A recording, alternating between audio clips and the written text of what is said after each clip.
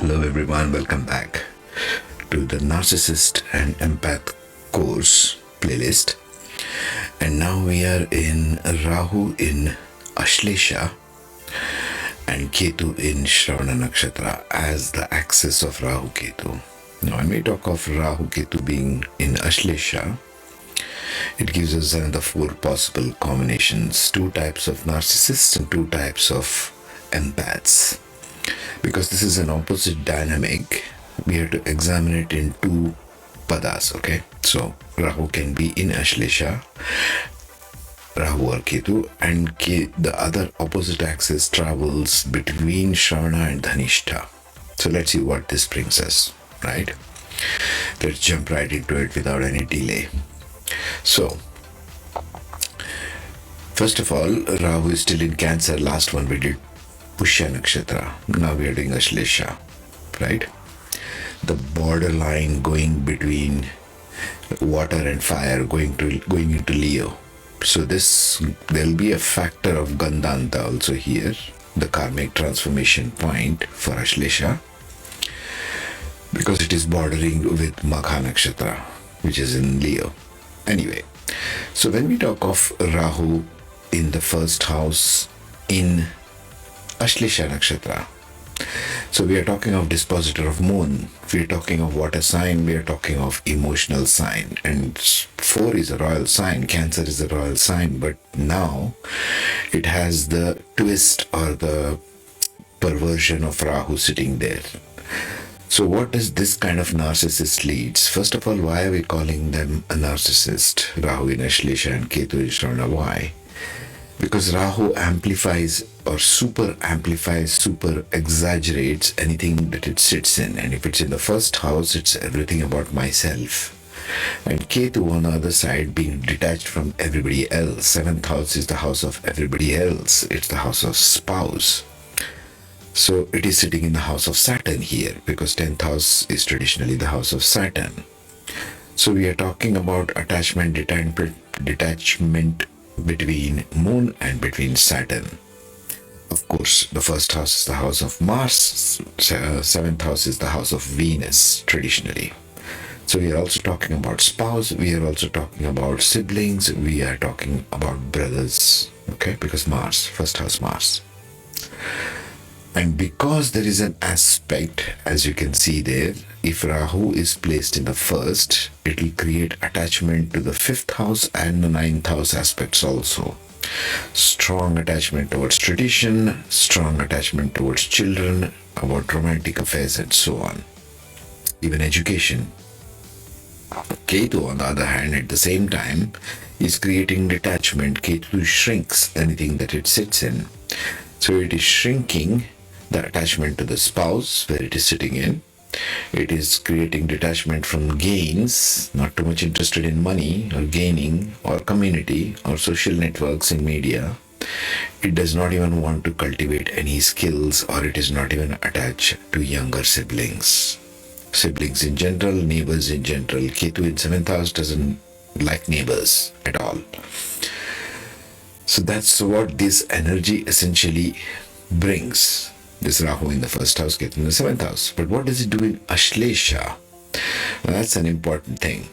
Let's see Moon once again as a narcissist in relation to Ashlesha Nakshatra. So, Rahu in Ashlesha, narcissist number 1, and Ketu in Shravana. Let's examine that.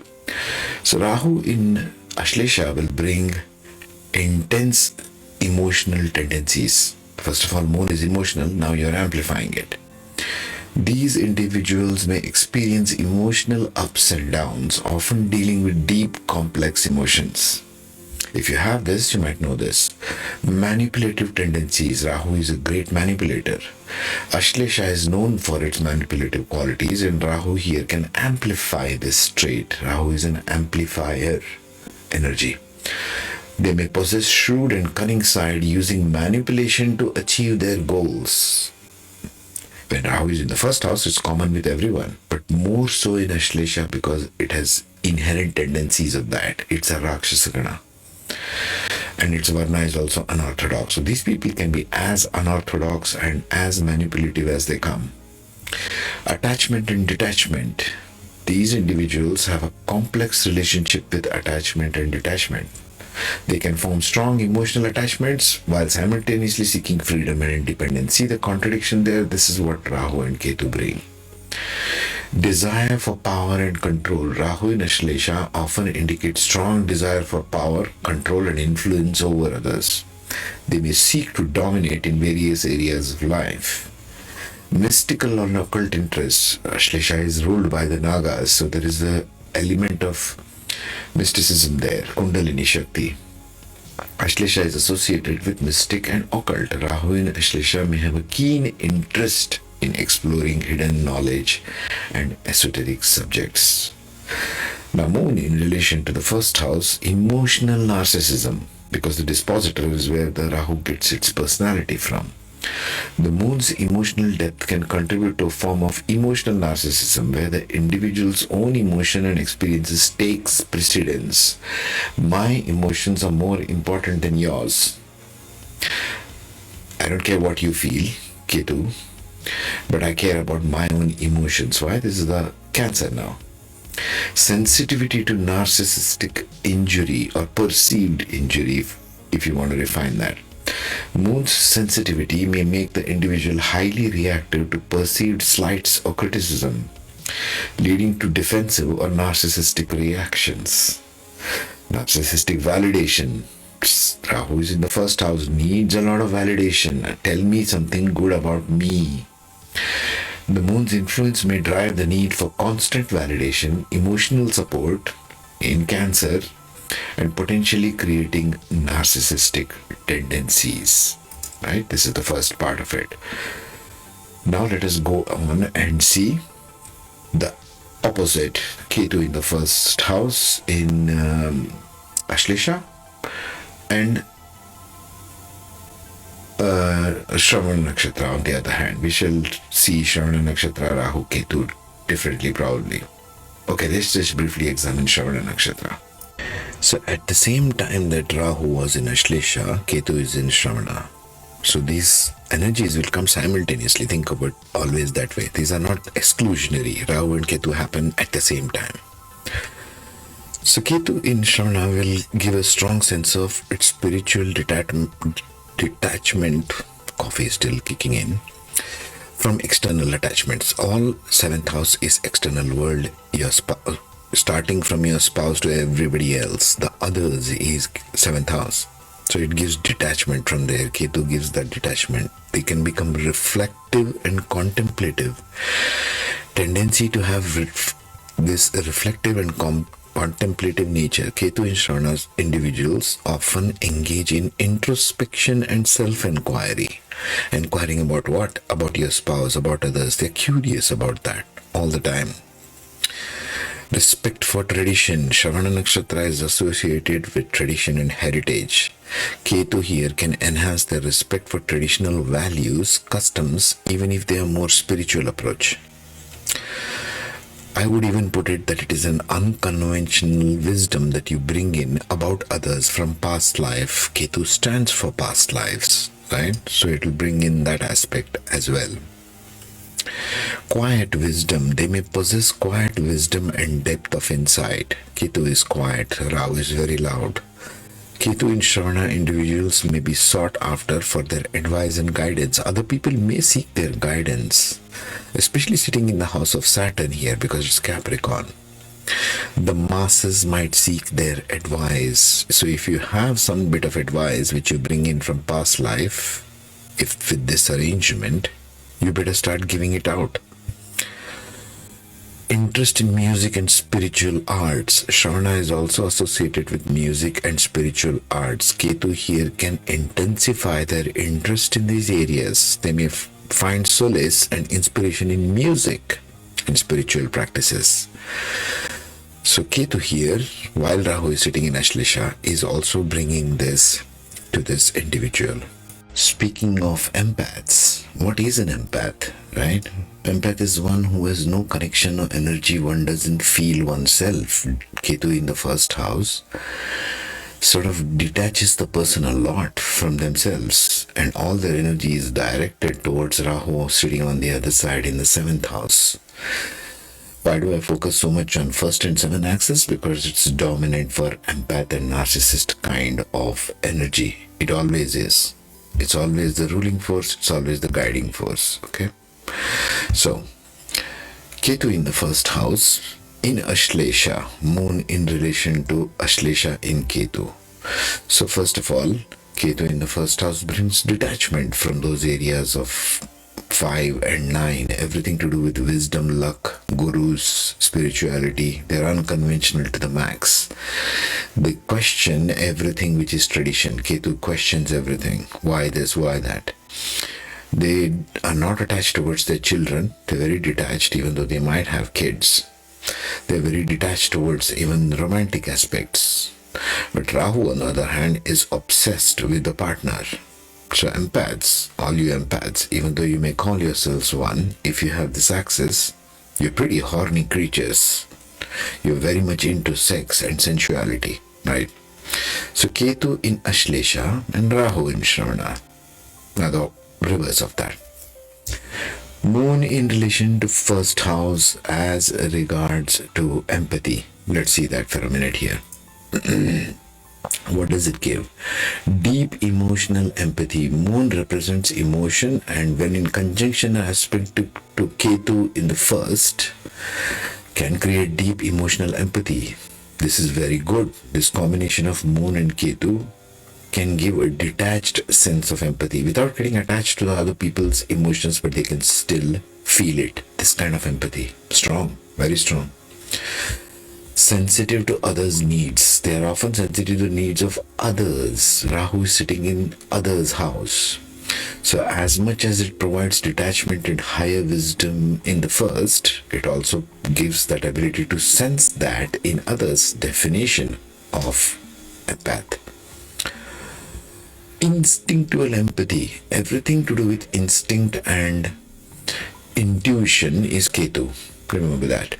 Moon's influence can lead to instinctual empathy, where they know when to respond, whom to respond, how to respond, emotionally speaking, because we are now in the house of the moon. With all those around them. Emotional bonding, they can bond emotionally very well because they are coming from the higher emotional plane. Ketu in the house of moon, more so if moon is combined with Ketu, by the way, and they can empathize with others of what they are going through, right? Because as much as Ketu is detached, the opposite side of him has all the attachments, right? Rahu is sitting in Shravana now, there. So let's see what Rahu in Shravana would bring. First of all, let's examine what Ketu in Ashlesha does, right? In relation to 1st house, we saw instinctual empathy. But now what does it do specifically in that Nakshatra of Ashlesha? Ketu in Ashlesha signifies strong sense of spiritual detachment. These individuals may have a natural inclination to detach from material desires and seek deeper spiritual understanding. Okay, Ashlesha is ruled by the Nagas. So they are extremely mystical in nature. The mystical side of moon is in Ashlesha. The nurturing side of moon is in Pushya. Think of it, 2 sides of moon. Emotional depth. Ashlesha is associated with deep emotional currents, and Ketu intensify this trait. These individuals often experience intense emotions, may have profound internal emotional life. Ketu is very internal. In nature, Rahu is very outward. Transformation and rebirth. They may undergo transformative experiences of inner rebirth, shedding old patterns and attachments. Ketu in the 1st house in Ashlesha stands for the snake, right? Ashlesha. There's the symbol is of a snake. Inquisitive minds. Ketu in Ashlesha often leads to inquisitiveness and a quest for hidden knowledge. Everything hidden is the snake. Everything hidden is this knowledge from past life. Ketu is past life. Rahu is what you're going to do this lifetime.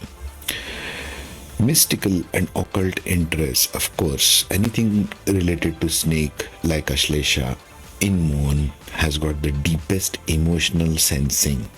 I have covered this in the ground sensitive nakshatras for awakening individuals. They will be deeply awakened from within. Lots of intuition. That's Ketu. Right? That's empath number 1. Now let us see narcissist number 2, the combination where it goes to Dhanishta. So narcissist number 2 is Rahu in Ashlesha and Ketu in Dhanishta.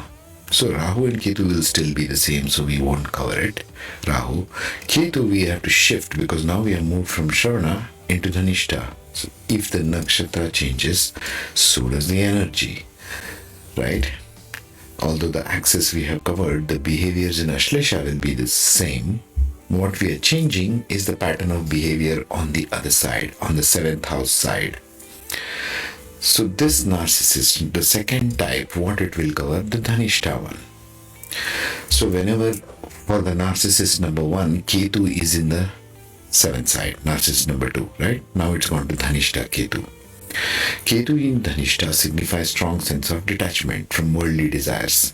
Everything in 7th house is about your desire for others, your popularity. You want to seek name and fame. You want to be popular in the social media. You want to be known and recognized by your siblings, neighbors. When Rahu sits here. Right now, Ketu is sitting here. That means narcissist number 2. Where Rahu is in Ashlesha and Ketu is in Dhanishta. They can become innovative thinkers. They tend to have innovative, unconventional thinking patterns.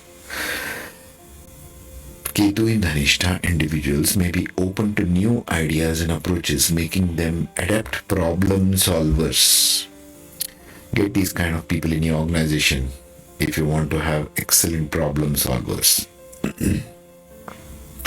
Quest for independence. They often have a strong desire for independence and self-reliance. Ketu in Dhanishta may prefer to chart their own path and make decisions autonomously. Because we are talking about narcissist number 1, Ketu is sitting in 7th house. Interest in technology and science. Dhanishta Nakshatra is associated with technology and scientific advancements. Ketu here can intensify their interest in these areas. They may excel in tech-related fields of fascination with scientific exploration. Mystical inclinations is always there whenever you stick Ketu's head in anywhere. But on the other side, if you take narcissist empath number 2, Ketu in Ashlesha and Rahu in Dhanishta. Now what happens if you take Rahu in Dhanishta there? So in Rahu in Dhanishta, what happens is we have an empath. This is empath number 2. So we are essentially talking of this guy. Where's the guy gone? Wait, hang on a second. Yeah, that guy. We are talking now of Rahu in Dhanishta and Ketu in the first house, the empath. Ketu in the first house is always an empath, right? We covered this before. But Rahu is in the 7th house, so it creates highly ambitious person for social recognition and status. These individuals may have a strong desire to climb the social ladder. 7th house is about others. Innovative thinkers, they tend to have very innovative approach to manipulation of other people. Rahu is a manipulator. 7th house is about others. If you have these people as partners, they can manipulate you to no end. Interest in technology, they can become great software, information technology professionals, right? Interest in technology. Fascination with gadgets and electronics, for example. A desire for recognition. Recognition and acknowledgement are important to these people. They are social networkers. See, Rahu in 7th, wherever it is placed in whichever nakshatra, it is looking at social gains. It is looking at community and popularity there. Rahu wants popularity, look at me kind of thing. It wants popularity with neighbors, siblings. It wants to develop skills. It will develop skills through life.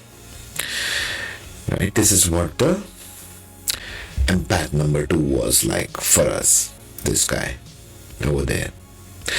Next, we shall be dealing with Magha Nakshatra and Leo ascendants. Now, Leo ascendants have Magha, Purva Falguni, Uttar Falguni. We shall deal with them and how the energy moves in them.